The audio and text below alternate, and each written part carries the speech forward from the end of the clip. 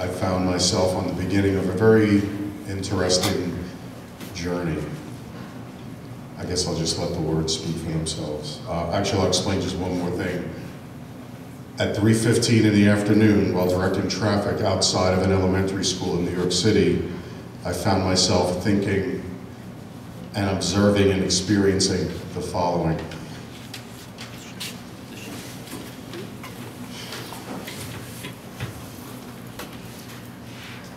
So this is how life's going to end. My mind latches on to the sound of footsteps approaching as I lay face down on the sidewalk. Mouth drooped open, alternately smuggling and releasing puffs of air through the nostrils. I press against the ground, muscles taut, trying to temper the spasmodic shaking. Infuse the illusion of ceased breathing following a point-blank blast to the torso with a .38 revolver.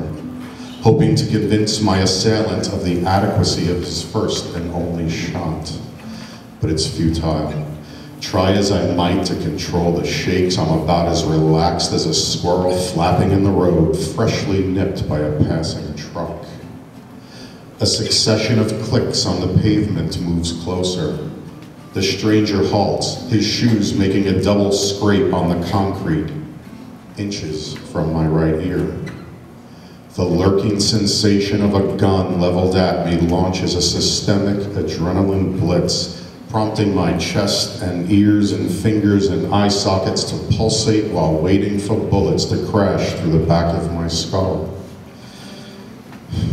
And as I wait, one image comes to mind, that of Mom, lips quivering, choking on tears and struggling to stay upright as she clutches onto the coffin's edge at my funeral, slowly sliding like she's gripping the cliff's edge, uncertain whether she truly wishes to hold on. I see her in my mind at a specific angle, as if sight were possible from the seemingly approaching realm of the dead. I then hear but do not see Sergeant Eric M. emerging from a Roosevelt Island Public Safety Department patrol car, puzzled, questioning, gasping and breathing out, "Peacock." In the absence of a response, again he hollers my name, "Peacock!" Scream, gun, I tell myself, he's got a gun. But I'm unable to take off the death mask, wrap up the final act of my play-dead performance. Sergeant Eric groans, convinced he's in the presence of the dead. Finally, I unlock one eye, then the other. He kneels, touching my shoulder, shouting, "You are alive!" The gunman remains poised against the wall of a nearby apartment building. His hands are now empty. Officer Michael H., who was actually the first on the scene, something for which I have no recollection. Had I been briefly unconscious? Can't say. But I do recall unarmed officers Gary Y. and Paul J. soon after arrived and rushed to my side. I'm both thrilled and horrified to see them, wondering if my prone and frozen position is inviting a hail of bullets our way. Public Safety Manager Will, clad in jacket and tie, approaches the still unidentified stranger who makes the mistake of inching his fingers toward the reholstered revolver in his waistband, asking Will, "Who are you?" Will, a decorated Vietnam combat veteran and a recently retired New York City cop, whips out a Walther PPK semi-automatic pistol and rams the barrel between the suspect's teeth, answering, "Who am I? I'm the bleep bleep with the gun in your mouth." Will smacks the man's hand away and confiscates the weapon, and only then does he remove his deep-throated gun from the face of the now handcuffed and gagging shooter, who's escorted past the pizza parlor and the Greek Gate Bakery to our headquarters 150 feet away. It's safe to put my head down. With the shooter gone, imminent execution likewise no longer hovers like a hawk floating over a field in search of an appetizing rodent.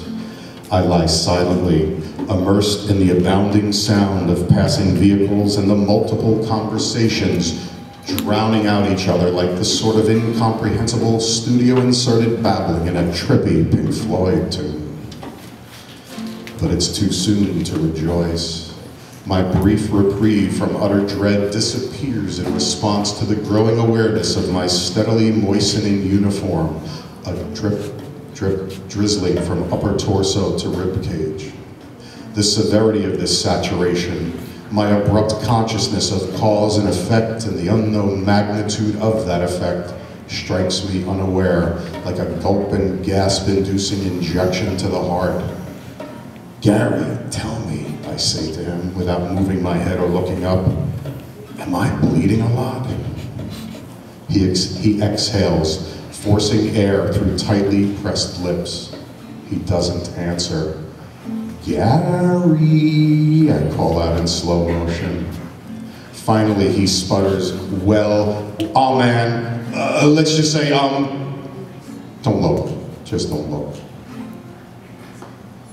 Though I can't imagine I was grasping for a particular response, other than the optimistic and potentially truthful prognosis of, "It's not that bad." Neither would I have predicted something as stammering and unconvincing as, "Don't look." I elevate the uninjured side of my body, raising it high enough to take a peek. Clumps of coagulated blood, like miniature dams, block the red rivulets which now ooze into the pavement's decorative zigzag crevices.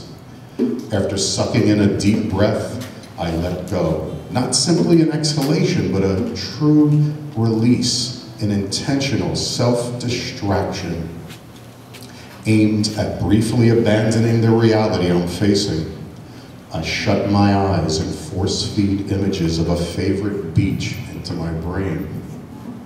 Imagining wisps of sand blowing over my body and the blanket, seagulls shrieking above, nearby waves repeatedly pouncing on the shoreline. This false sense of serenity helps trick the central nervous system, and hence my cardiovascular system, into pumping out lesser quantities of body fluid.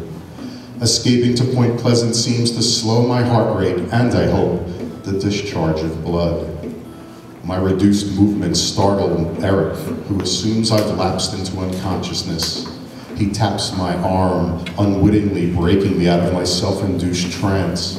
"Peacock, can you hear me?" "Yep, I'm still here," I say, suddenly feeling lightheaded. "I was on the beach, that's all. It's cool." "The beach?" Eric whispers to himself, or maybe to Gary. "I'm just resting," I assure him. "Feel free to check back in a minute or two." Point Pleasant re-enters my mental screen.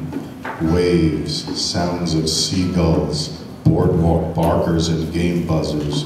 Good times. Still, my armpit throbs, the muscle underneath a shredded mess. An adjacent spot on my back, the very spot I'm guessing where the bullet had exited my body, feels afire with radiating pain. Can I move my fingers, shift my legs, adjust the arms? Do I dare to try? Indeed I must, and the answer is yes to all of the above. No paralysis.